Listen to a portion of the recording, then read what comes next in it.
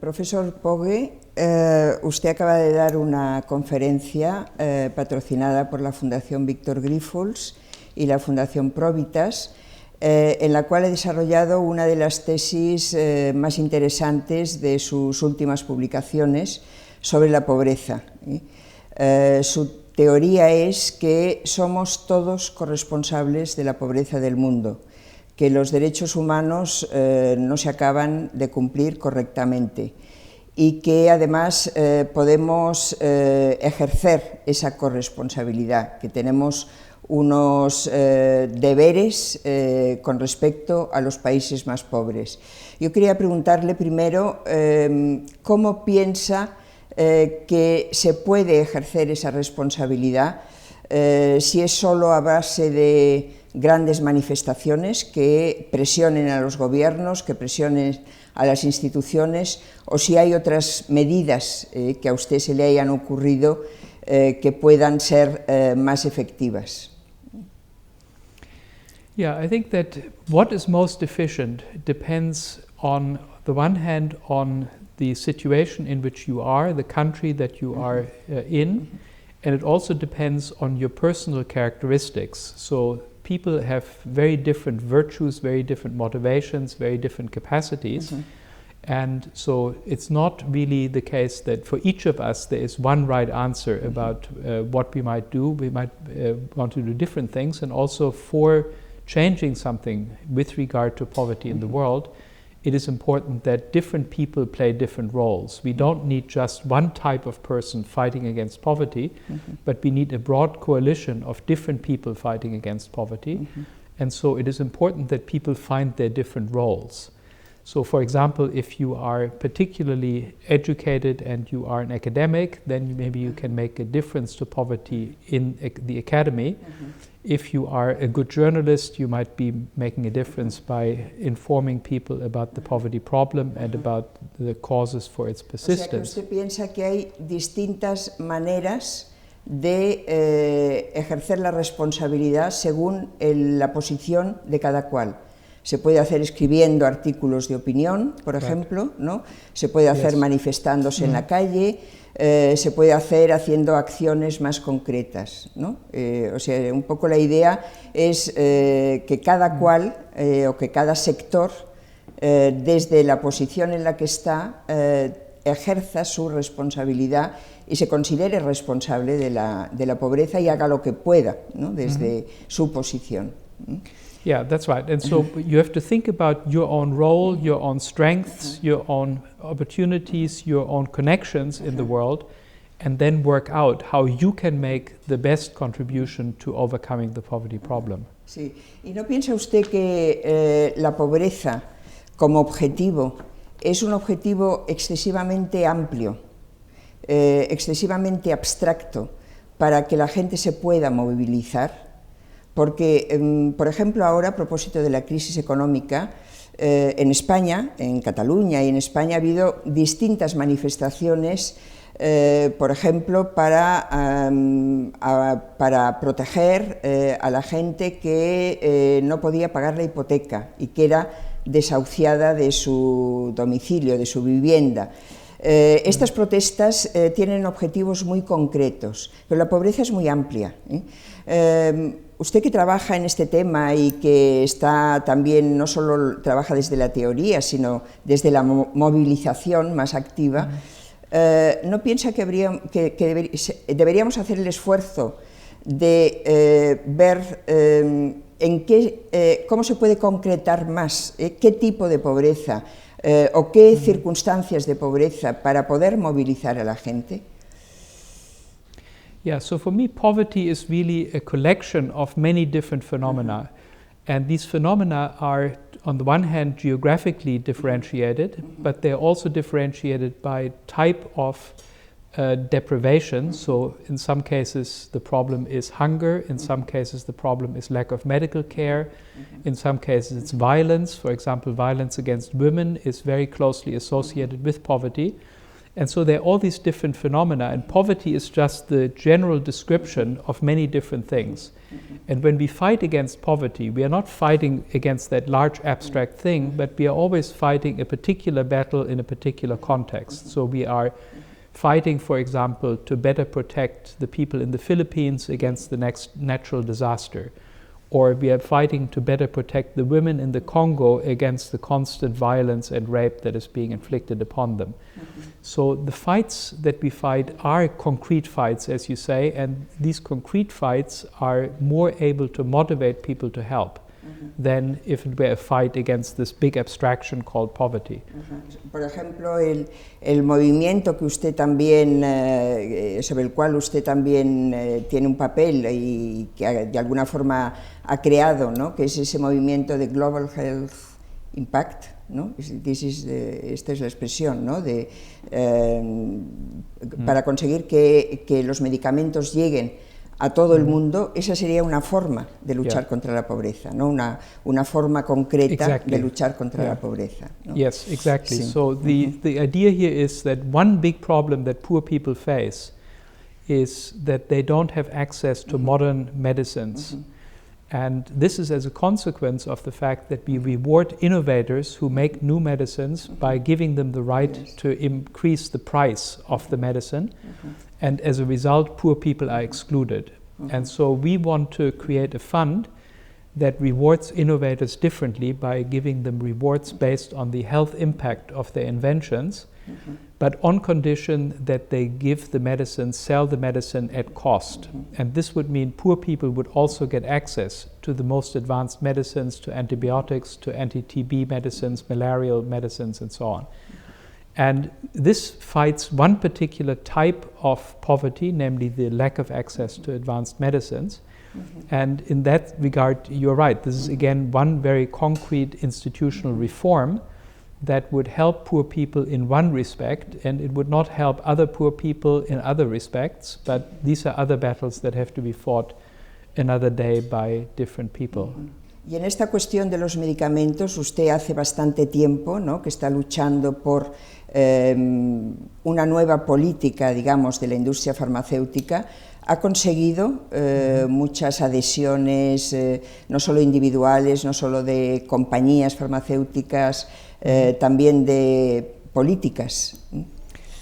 Yeah, we have 3 big successes in the last 2 years, and we are very happy that this is the beginning of what we hope is the turning point in that fight. We have the support of the German Social Democratic Party, which is a party that will now be in government very shortly, and we hope that they will continue to support us. We have several politicians who have been really supporting us very strongly on that front. Secondly, we won 2 million euros from the European Union for doing field work in India, preparing for pilot projects. And thirdly, we have the support of the largest pharmaceutical company in the world called Johnson & Johnson, which has a new drug against tuberculosis, which is called bedaquiline, or the brand name is Suturo. And that company wants to partner with us in doing a pilot. So we will go to India, to Mumbai in particular. We will make that drug available for free to patients who have not treatable TB, basically multi-drug resistant TB and extensively drug resistant TB. And we will very carefully monitor the impact of that new drug, how that new drug works. And also we will try very hard to make sure that no resistance to this new drug builds up, so that patients take the full course, take the medicine correctly, and so on. So the fact that Johnson & Johnson, this very important company, is willing to work with us is, I think, a very important victory that will also motivate other pharmaceutical companies then to consider giving their products to us and allowing us to pilot their products and measure the health impact. Sí. Otro aspecto es la cuestión de la regulación, ¿no? Los derechos humanos son principios morales, que si no se positivizan, si no se convierten en una legislación concreta, no quedan protegidos, ¿no? Eso significa que los legisladores de todo el mundo, deberían legislar de otra manera. Y para legislar de otra manera debemos superar un poco esa frontera de los estados-nación que legislan para sus propios ciudadanos, ¿no? Para su territorio, pero no más allá. Es decir, la dificultad de que los derechos sociales se extiendan a todo el mundo. Todos los intentos de estados supranacionales, incluso de estados mundiales, ¿no? Lo que Kant propone en la paz perpetua, han fracasado, ¿no? ¿Cómo piensa usted que se puede avanzar en este sentido? I think we have to start where we already are. We are already at the point where many of the rules that are governing the day-to-day interactions in this world are settled not at the national level anymore, but now at the supranational level. These supranational rules are constraining national legislation, and they are also deciding and conditioning and shaping much of what goes on, not only in international trade and transactions, but even intranationally. And so these rules are typically bargained over by governments, where the governments act in the best interest of their constituents, which are the big companies, the big banks, the hedge funds, the billionaires, and so on. And each government is trying to achieve as much as possible for its constituency. Morality plays almost no role in this negotiation. And this is where we need to bring in human rights, exactly as you say. We have to say that these rules can be human rights compliant, or they can be human rights violating. And normally, when very rich and influential people negotiate rules for their own advantage, the result is that they all do pretty well and get the largest benefits from the deal, and the poor people who are not sitting at the table, who have no voice, whose interests are not represented, the poor people get what's left over, basically very little or nothing, and their interests are sold out. And here human rights have to enter the picture. We have to say that human rights have to be considered. The human rights of, in particular, poor and voiceless populations have to be considered. And so the first step is to make impact assessments, so that every time negotiations are supposed to result in a new treaty or in new rules, there has to be an impact assessment by competent, independent experts that make a prediction about how this will affect poor populations in Africa, in Asia, in Latin America, so that at the very least the decision makers are forced to consider how this will affect, what the implications will be, the consequences for these poor populations. And so we have enough human rights declarations already, that exists, but they are remaining irrelevant. They're remaining somewhere in the Sunday part of international law. They don't come out, they're not brought to bear on the international agreements that are being negotiated every day.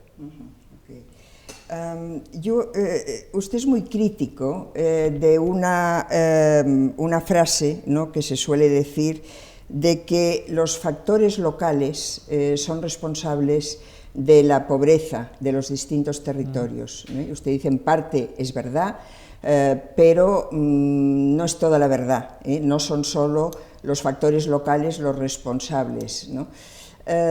Amartya Sen tiene una teoría que dice que donde hay democracia no hay hambrunas. ¿Usted está de acuerdo con esta tesis? De que si hubiera democracia no habría hambre. Y por lo tanto, si esa tesis es cierta, ¿no sería más lógico luchar para que hubiera democracia que luchar directamente contra la pobreza? Yeah, so the thesis is quite clearly false. And it's false. It's false. And what Amartya Sen is actually saying is, he says there is no famine. And that's a big difference, because India has a lot of hunger, except it's not a famine. It's not a famine, a concentrated hunger where you have, let's say, 10 people in every 10,000 dying every year from hunger, sort of a concentrated.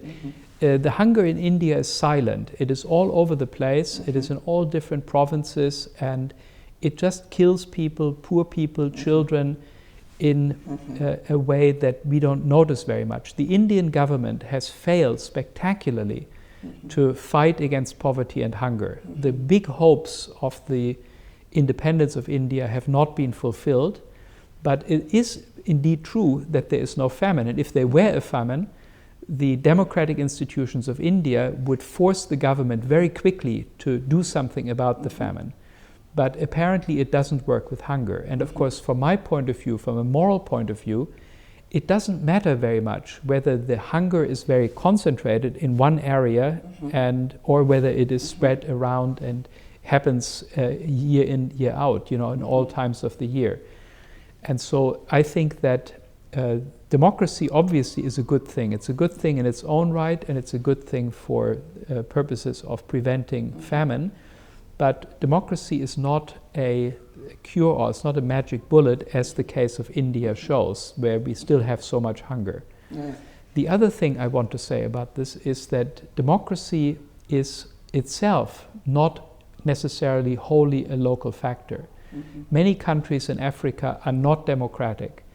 But this is not something about African culture, it's not local factors that make that happen, but the lack of democracy is very substantially supported by the fact that we outsiders recognize even undemocratic countries and undemocratic governments as entitled to borrow money in the name of the people and to sell natural resources in the name of the people. And through these rules that we impose from the outside, we are encouraging the undemocratic takeover of government. Any general in Nigeria knows that if he can take over the presidential palace, he will be recognized as the legitimate government of Nigeria that can transfer legally valid ownership rights in natural resources to anybody he chooses, and he will be recognized as entitled to borrow money that the whole people of Nigeria will have to repay. It doesn't matter how he came to power, it doesn't matter how much the people hate him, he will be given these privileges by the international community. Entonces, ¿usted cree que habría que no reconocer a esos países que no son democráticos como una manera también de conseguir, ¿no? Yes. Que tuvieran más democracia y por That's lo tanto right. que la situación de That's su right. población fuera económicamente mejor, ¿no? Y más That's igualitaria, ¿no? We have no right to buy resources from such a person, right? Exactly the same as we have no right to buy resources here in Barcelona from somebody who, with a machine gun, takes over a department store and says, okay, I'm selling all the things in the department store to you, right? This person, it's not his stuff, it doesn't belong to him. ¿Qué piensa también de teorías como la de Esther Duflo? ¿Conoce un libro de Esther Duflo y otro autor que se llama Abhijit Banerjee? Es difícil de pronunciar, ¿no? Que se titula Poor Economics, y son muy críticos por la forma en que los países desarrollados o los países ricos, ¿no? Intentan paliar la pobreza de los países pobres. ¿Usted está de acuerdo con estas teorías, en que la forma de afrontar esa pobreza e intentar resolver la pobreza es una forma equivocada, porque la mentalidad es excesivamente occidental o es excesivamente de país rico, ¿no? Y por lo tanto no es eficiente? ¿Está de acuerdo con esa teoría? Yeah, I agree certainly with the fundamental proposition that the poverty eradication efforts of the rich countries leave much to be desired. And I see the problem slightly more in a political light. I don't think that there were a lot of good intentions which were unintelligently implemented. I think that the intentions were not very good to begin with. The intentions were not really focused on promoting development. The intentions were focused on creating reciprocity, on trying to win friends. For example, among the regimes in the developing world, you make friends with the governing elites. You are not really interested in helping the poor people, because the poor people are politically not relevant to you. What is relevant is having friendly relations with the elite in the country, and also what matters is to have good relations with your own companies who will export into the developing world. So often development aid is a way of supporting the business people in your own country who can then export goods and services